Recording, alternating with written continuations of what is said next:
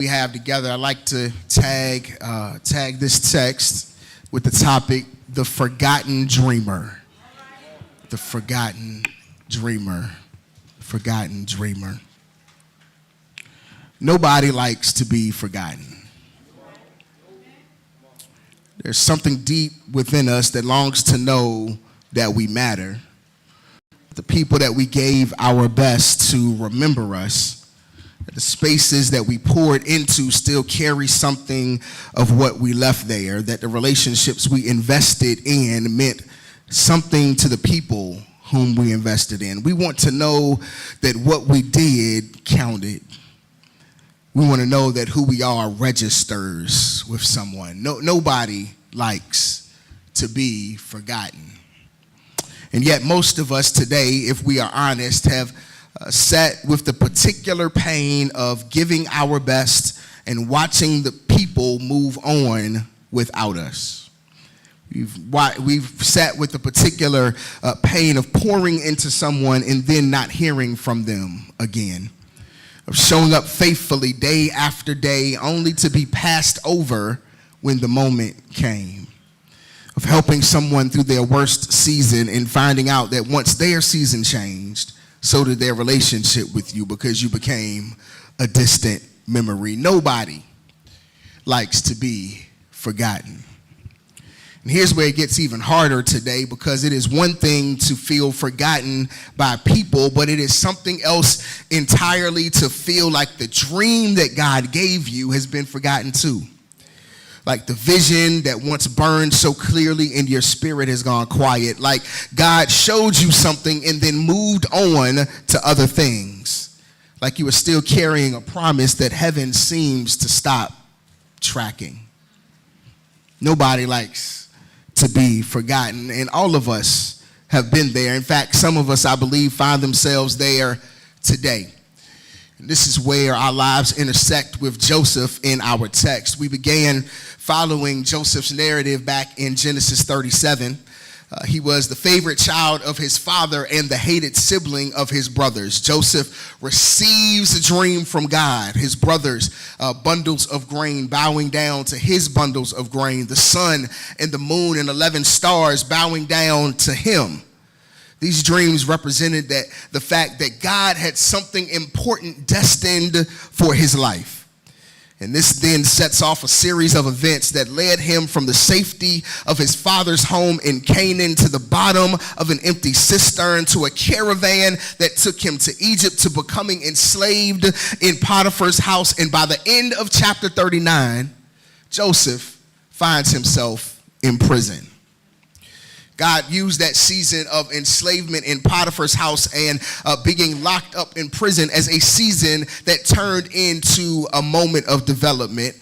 The dream that he was shown at 17 years old was something that he was not quite ready to carry at that moment, because there were aspects of him that needed to be worked out and worked on to be ready for what was to come. And so while he was in Potiphar's house and while he was later imprisoned because of false accusations, God grew his stewardship capacity. God grew his integrity under pressure, and God grew the level of his resilient excellence as he was having to bounce back from more and more difficult circumstances. And the key phrase that carries Joseph and keeps Joseph throughout chapter 39 is the phrase that the Lord was with Joseph. The steadfast, loyal, covenant love of God was with Joseph every step of the way, even in these unfavorable circumstances. And that leads us to chapter 40, where Joseph remains in prison. He has risen now to the position of being the most trusted inmate by the warden. He is given the responsibility to look after all the other prisoners in Pharaoh's prison. Even in the midst of incarceration, y'all, the Lord is still with him. Joseph continues to show up with favor and with faithfulness and with excellence. And chapter 40 reveals that he is about to help two men with their dreams, even while his own dream remains unresolved. Pharaoh's, y'all got to read this week. I'm going to give y'all the Cliff Notes, but y'all got to go read it this week. Pharaoh's chief cupbearer and Pharaoh's chief baker have in some way offended the king. And they've now been thrown into the same prison where Joseph is being held. So the captain of the prison guard assigns Joseph to watch over them, and he serves them. He gets to know them. He becomes like their case manager while they're behind bars. It's as if something happens with them that the captain needs to know about, the captain is going to Joseph to find out, because Joseph has proven himself trustworthy and dependable even in prison. So one night, both of the men are having troubling dreams. And when Joseph comes to do his rounds in the morning to check on them, he looks at them and can tell that something is wrong. He sees their faces and feels their energy, sensing that something is off. And he asks them, y'all, why y'all looking so sad today? They share that they both have had dreams that they can't make sense of, and that there is no one there to interpret them. And so Joseph responds, do not interpretations belong to God? Tell me your dreams. The cupbearer goes first. He tells him the dream about that he has. It's the 3 branches that are budding and blossoming with grapes being pressed into Pharaoh's cup, while the cupbearer is holding the cup of Pharaoh in his hand. Joseph interprets the dream precisely. He says that the 3 branches mean in the 3 days, 3 branches mean 3 days. And in 3 days, Pharaoh will restore him to his position. Then Joseph does something interesting. He advocates for himself. He says, listen, brother cupbearer, when you get your freedom in 3 days, I want you to go and make sure that you talk to the Pharaoh on my behalf. Tell him that I'm down here and I was falsely accused, that an injustice has taken place, and I need him to get me up out of here. And then, hearing the good news that the cupbearer received, the baker is now excited. And he wants his dream interpreted too. In the baker's dream, there were 3 baskets of bread on his head, baked goods for Pharaoh, and there were birds eating from the top of the basket. Joseph, however, unfortunately has bad news for the baker. He tells the baker that the 3 baskets mean 3 days. And in 3 days, Pharaoh will be lifting off your head and hanging you. And just like Joseph said, 3 days later, during Pharaoh's birthday party, everything happens just like Joseph had interpreted. The baker is hanged, the cupbearer is restored, and Joseph's gift is proven accurate, but his request of the cupbearer is ignored. It's overlooked, it's forgotten. Verse 23 says that the chief cupbearer, however, did not remember Joseph. He forgot him. What do you do when it feels like you and your dreams have been forgotten? Because this seems to be a pattern in Joseph's life. He's been forgotten by his family. His brothers and his fathers have eulogized him. They had a funeral, y'all, with nobody. He's been forgotten by systems. Potiphar's house moved on the moment that Potiphar's wife made the false accusation against him. There was no trial, no collection of evidence, just her word against his, and he was the one thrown in prison. And now he's been forgotten by a critical person that he's helped in a moment of need. The cupbearer was in direct proximity to Pharaoh. Y'all, he was holding Pharaoh. This was his job, to hold Pharaoh's cup, to test the drink, to make sure that it wasn't poisonous and that it wouldn't kill the Pharaoh. He was the one person that was in position that could reverse Joseph's fortune by just a mention of his name in Pharaoh's presence, but he does not remember Joseph. Y'all, this isn't just one bad experience, y'all. This is a pattern. And there are people here today who know this pattern personally. Not one person has forgotten you, but as you look back over the history of your life, you can see a succession of people who forgot about you. Each one compounding the last. Being forgotten once can sting a little bit, but being consistently overlooked and forgotten about is painful in ways that words are inadequate to describe. Some of us have been forgotten by parents and family members. Some of us have been forgotten by friends who said they were going to always be by our side, have our back, and look out for us. Some of us have been forgotten by people that we helped along the way who turned around and then acted as if we didn't even exist. and we've been wrestling with resentment. We've been weighed down by bitterness, and we've been wondering why we seem to find ourselves left behind while folks move on without us. We know what it's like to be forgotten. Nobody likes to be forgotten. What do you do when it feels like you and your dream have been forgotten? I believe three things that we can discover in this chapter, in chapter 40, that'll help us today, to help us to deal with the forgotten seasons in our lives. The first thing I think the text tells us is that we have to stay faithful because of relationship and not because of results. Got to stay faithful because of relationships and not because of results. The first 8 verses of chapter 40 show us that Joseph is still in prison, and his faithfulness in chapter 39 did not secure his freedom. It was actually his faithfulness that landed him there. He ended up in prison for doing the right thing. Yet even while dealing with false accusations, he remains faithful to his relationship with God. He does not withdraw. He does not check out. And when the cupbearer and the baker arrive, he serves them. He is still able to be emotionally present enough that he can see something wrong in their faces after they have these concerning dreams. He asks, why do you look sad this morning? He is still God conscious. So then when they mention their dreams, he says, he doesn't say that I can interpret those dreams for you. He says, no, do not interpretations belong to God?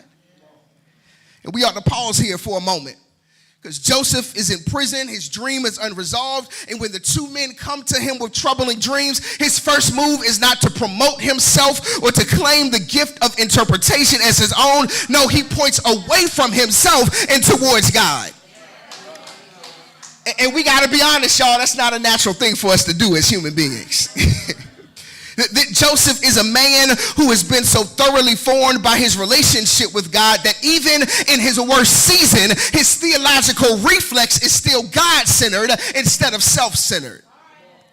Notice the contrast in chapter 37. When Joseph first received the dreams that God gave him, the first thing he did was not go to God and pray. The first thing he did was say, hey, brothers, let me tell you what the Lord showed me in my dream. Daddy, look. Listen to what the Lord showed me in my dream. He made it all about himself. But Joseph in chapter 40 is announcing that the gift that he has belongs to God. What Joseph shows us is that faithfulness should be rooted in our relationship with God and not in what that relationship is producing for us. God may have been silent in every step of his journey, but what Joseph recognized is that God's silence does not mean that God is not present. His faithfulness to God was not rooted in trying to get something from God. The truth of the matter is that Joseph has been faithful, and faithfulness has not paid off for him. Faithfulness landed him in prison. Faithfulness landed him being sold into slavery. Faithfulness landed him in a pit. Joseph is faithful to God, not because of the results, but because of his relationship with God. And I have to be honest this morning, for some of us, being faithful to God because of relationship and not results can sound like I'm saying we got to do something and keep doing something that has not been working. It's not wrong to have hope for something and not seen it yet. It's not wrong to be in a place where you are not sure the relationship is holding. But what I want you to see in Joseph is that his faithfulness in the prison is not easy or natural, but it is a decision. It is a choice that made with no evidence that it was the right choice. It was a decision that he made to say that I'm going to stick with God even though the circumstances don't seem like they're getting any better. It was what Paul calls later walking by faith and not by sight. And that's exactly the kind of faithfulness that you can decide to practice in your life as well. The other side of that is that there are some of us who have quietly made our faithfulness to God a bargaining chip with God. We're going to serve as long as we see results. We're going to give as long as we feel recognized. We're going to keep showing up as long as something is moving forward. But the moment nothing is moving, we fall back. The moment there's no immediate evidence, we start negotiating how much we actually gonna show up. The moment we aren't given a pat on our back for what we do, we stop giving. That is what happens when our faithfulness is rooted in results rather than our relationship with God. The moment the outcomes change, so does our behavior. But the results come and go. Outcomes are not in our control. And the thing that ought to be steadfast is our relationship with God. Joseph kept showing up.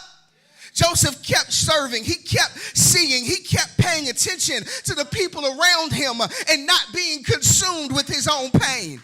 He kept on confessing. He was resolute in his recognition that he was able to do that. Anything he was able to do was because of the presence and the power of God. Listen, y'all, we don't need everything to be made right before we decide to show up. We don't need God to fix it, whatever our it is for us, in order to still serve. If we're going to be trusted with the things that God has for us, we have to remain faithful to the results, and not to the results, but to our relationship with God.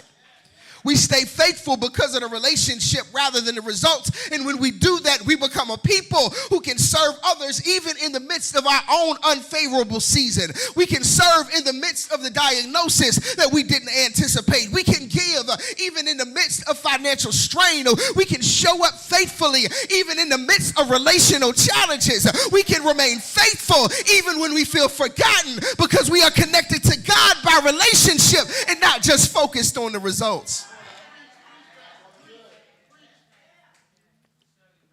What do you do when it feels like you and your dreams have been forgotten? First thing you do is you stay faithful because of relationship and not because of results. And second thing, the text I believe shows us and teaches us is that you keep using your gift even while your own dream waits. Keep using your gift even while your own dream waits. Beginning at verse 9, Joseph interprets dreams for other people while he has no interpretation for the dream given to him. He gives precise, accurate interpretations by the power of God. The cupbearer will be restored in 3 days. The baker will be executed in 3 days. The same time frame, but opposite outcomes. And 3 days later, it happens exactly as Joseph said. Yet Joseph's gift of being able to interpret dreams works perfectly for somebody else's resolution. All the while, he's been living through the apparent death and lack of resolution of his own dreams since the first half of chapter 37. He's never asked God to interpret his dreams, and God didn't offer him any clarity about the exact reality about what his dreams would become. He is carrying the promise of the sun, the moon, and 11 stars bowing down to him. Yet he is using his gift to help the cupbearer get back to his wine and the baker get back to his bread. And we ought to name the grief that exists in this moment. Joseph watches the cupbearer situation resolve in 3 days, precisely and accurately, exactly as the Lord had shown it to him. And yet Joseph is still in the same cell. His gift worked. The dream of the cupbearer moved forward. And yet here he is still stuck in this position where he finds himself. Somebody knows that grief, that kind of grief where you pray with somebody through a crisis and God moves on their behalf. Where you help somebody get a job, help somebody get their healing, help somebody get their breakthrough. That you were the instrument that God used to bless somebody else. But when you turned around and looked at your own situation, you were still stuck. You were still waiting. And you still found yourself in the same place. And something in you begins to wonder, does my gift still even matter if it keeps moving things for everybody else but not for me? Is God even paying attention to what is happening in my life? It's hard when your gift is helping everybody else accomplish their dreams while your dreams lay dormant. Notice something else in the text that's easy to miss, because we can focus in on Joseph's interpretation of the cupbearer dreams, but he also interprets the baker's dream. And the baker's dream is hard. 3 baskets meant 3 days. And it meant in 3 days you're going to die. Joseph tells the baker this, knowing full well that the baker cannot do anything for him. The cupbearer could advocate for him with Pharaoh, but the baker is a dead man walking. And Joseph tells him the truth anyway, with nothing to gain from it. That's called having integrity at its most costly and most pure. He is not being honest in order to earn something or gain something for himself. He is being honest because God's truth is worth telling regardless of what it costs or what it produces.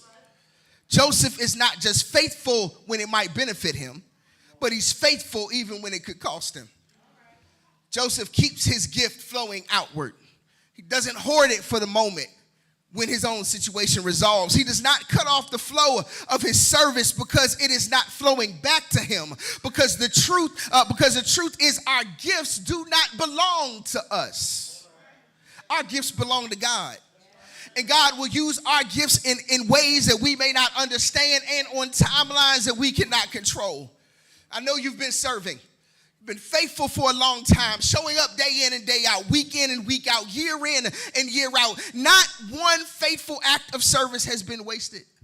Not one prayer, not one sacrifice, not 1 year of showing up. God sees what people might walk past. I want to help you today. God sees you in your faithfulness, dear caregiver, who's been faithfully caring for your family member and still showing up to serve in the house of the Lord.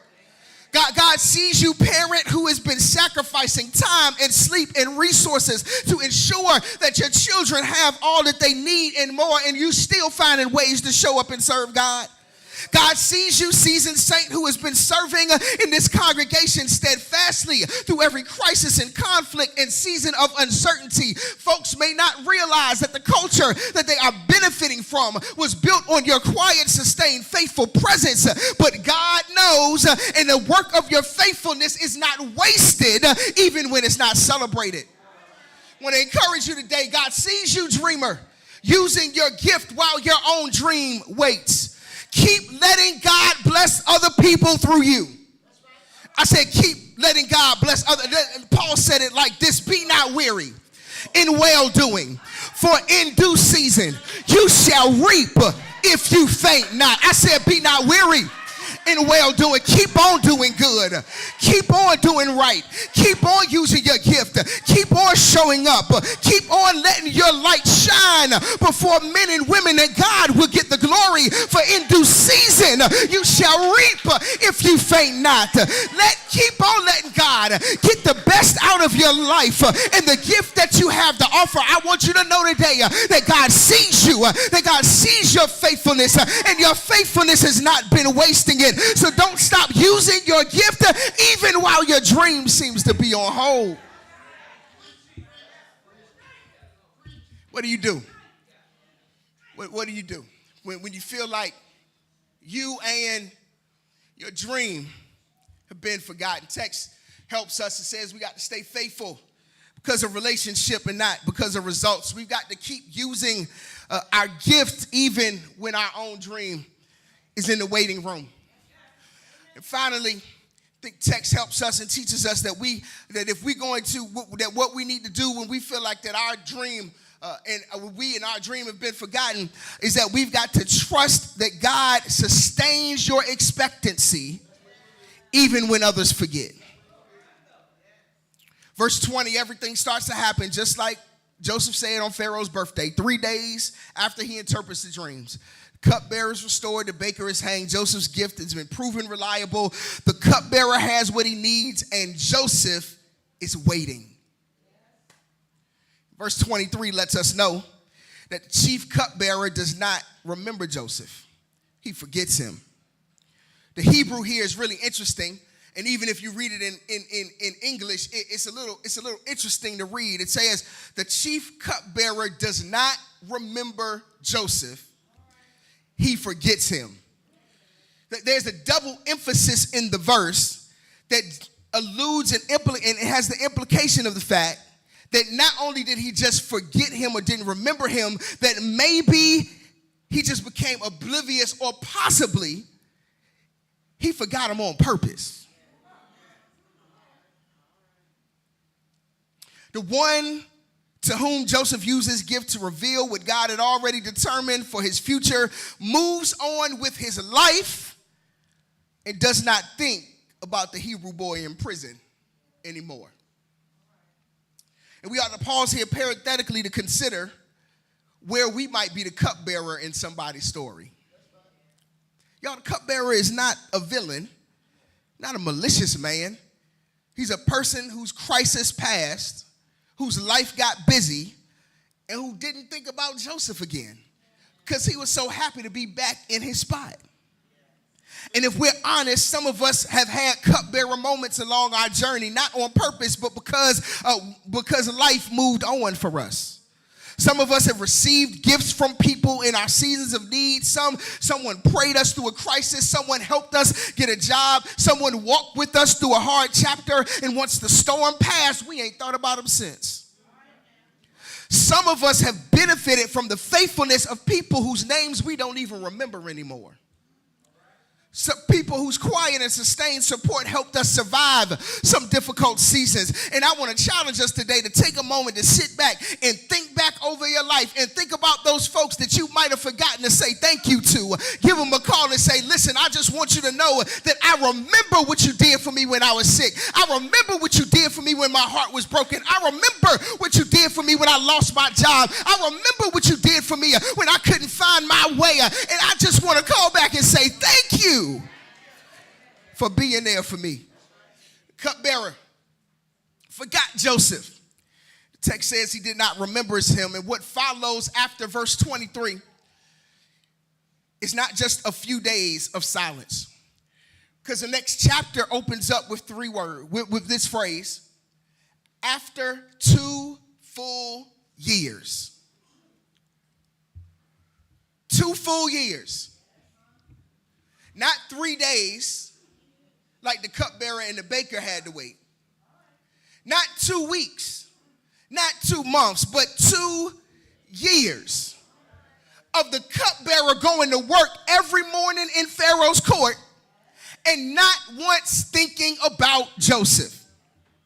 2 years of silence, two years of nothing moving. And this might feel like that once again, God's silence in this moment was a sign that God had forgotten about Joseph too. The restoration of the cupbearer was the perfect opportunity for God to bring resolution to all that Joseph endured. So what was God doing in these 2 years of silence?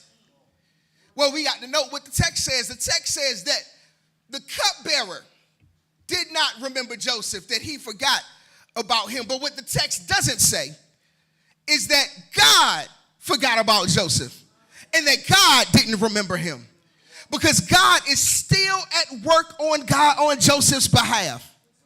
And here is a difference between how people remember and how God remembers. Human memory is conditioned by proximity. It's conditioned by crisis. It's conditioned by self-interest. People remember Joseph when they need something from him, and they forget him when they do not. But God's memory is covenant memory. God gives a promise, and God does not forget what God said. God remembers Abraham and therefore acts on behalf of Isaac. God remembers Isaac and therefore acts on behalf of Jacob. God remembers the covenant established with Abraham, Isaac, and Jacob, and therefore is still acting on behalf of Joseph, even in the silence, even in the pit, even in the prison, even in the time when nothing seems to be moving. God remembers. Now, let me say it another way. God is not like a friend who forgets you when life gets busy. God is bound by promises that span generations. These promises were never canceled by what people did or what they failed to do. And you are inside of these promises, whether you can see it or not. You are your ancestors' wildest dreams, because some of the prayers and the promises that were offered long before you even came on the scene. Joseph has been forgotten by so many people. And when we've been forgotten over and over again, we can make the mistake of thinking that God has moved on without us as well. And about me. that maybe God has forgotten about me too. But here's what's happening in the silence that the text does not show us. The cupbearer is walking around Pharaoh's court every day, and he's walking around with the seed that has been planted. A memory that he doesn't remember that he's been carrying. A memory that will surface in the next chapter that the Lord will bring back to his remembrance when Pharaoh finds himself in a situation that he needs his dream interpreted. God is setting up a chapter in Joseph's life that Joseph cannot see from his prison cell. And I just want you to know today, as I bring this to a close, that it's true for your gifts too, that there are prayers that you have prayed, that there are seeds that you have planted, that there are acts of faithful services that you have rendered in spaces that you may never see the fruit of. And God is already using them to prepare your next chapter. I said God is already using what you've done, the faithfulness, the seeds that you've sown. God is already using them to get you ready and prepare your next chapter so that it's ready when you show up. What you've released in faithfulness is already working in places you've not entered. And the person whose life you poured into, the community that you served without recognition, the space that you stewarded faithfully, is something is working there. God does not waste what is given in faithfulness. So you ought to resist the urge to believe that that people's forgetfulness is proof that God has moved on from you. Because human forgetting is not God's forgetting. People's silence is not God's silence. Just because you've been forgotten by people does not mean that you've been abandoned by God, because God has not forgot. I say God has not forgot. God has not forgotten about you. I know Genesis 40, it ends in a bad place for the dreamer. The man that Joseph helped is restored. The gift that Joseph possesses is proven. The ask that Joseph makes is reasonable. And the cupbearer does not remember Joseph. And two words close the chapter: that he forgot. And if that's where you are today, if someone forgot, if nothing moved, if the silence has been long, I want you to be encouraged today. I know what it costs to keep believing when the evidence in your life keeps pointing the other way. I know what it feels like when you've hoped for something and watched it not happen, to have helped someone and have been overlooked, to have stayed faithful and have seen nothing move. I want you to know that I understand today, and God understands that that's a real weight to carry. But I need you to know today and celebrate the fact that God has not forgot, because the text does not end in chapter 40. The cupbearer's forgetting is not the final word. Just like the Lord was with Joseph in chapter 39, the Lord is still working things out in chapter 40, and the Lord is still working things out for you too. You might not see it now. You might not hear it now. You might not have the evidence now. But I came to tell you today, on this 19th day of July in the year of our Lord 2026, that God has not forgotten about you. God has not forgotten your name. God has not forgotten your dream. God has not forgotten your faithfulness. God has not forgotten you. God has not forgotten that people walk past without noticing. Every act of service that went unrecognized, every prayer that seemed to evaporate, every sacrifice that nobody saw. I want you to know that God saw it, that God remembers, and that God is already in your next chapter, setting up what you cannot see from where you stand right now. So I just need about 10 folks, and I'll make 11 that can celebrate God for what God is doing in the next chapter based on my faithfulness in this chapter. I need you to stay faithful. I need you to stand strong, because God is working it out for you.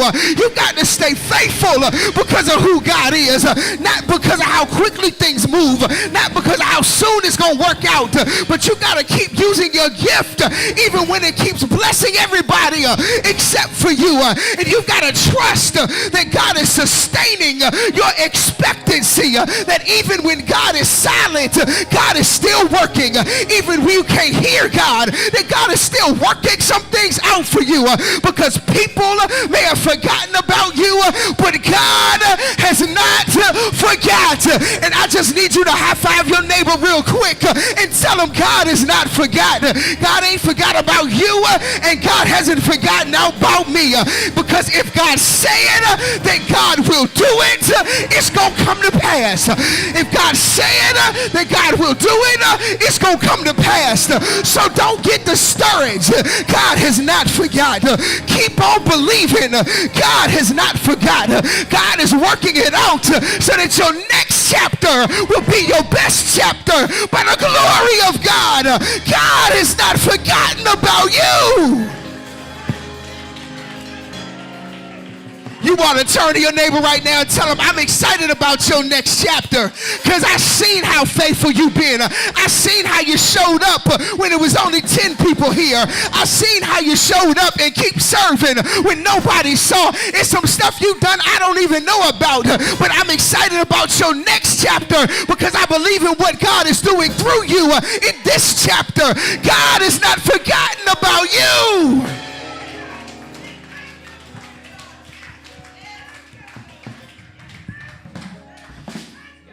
God,